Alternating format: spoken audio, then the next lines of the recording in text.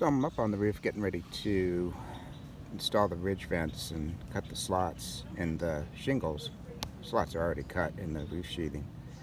First thing I wanted to do is just make sure that the vent is going to hit properly on the shingle and whether or not I need to add another course.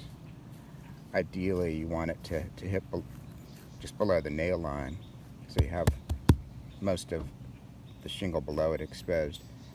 And it looks like I got lucky on that one. I'd like to say I meant to do this, but probably just got lucky. Came out pretty much perfect on both sides. So don't need to make any adjustments there.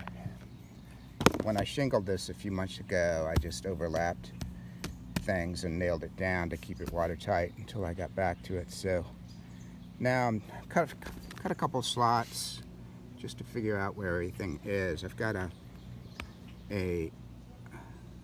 1 3/4 inch LVL ridge beam in there, so using that as a guide, that'll get me more or less my 1.5 inch slot that I want. So just snapped a couple of lines, and the slot is actually going to end here because this is the gable wall about right here. You can actually see some of the tongue and groove sheathing for the gable there. So the gable wall's about right here. I'm going to cut the slot just inside the gable wall, but the vent's going to go all the way to the end. Mainly just for aesthetics, but also give it a little bit more weather tightness.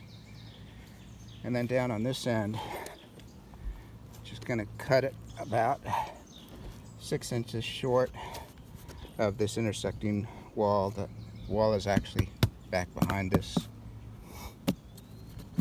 barge rafter, but the vent's going to go, almost down to the end of this ridge, about 1 inch short. So we'll start the slot there, and you can see there's that ridge beam. And when I framed this roof, the rafters are sitting up 1.5 inches above the ridge.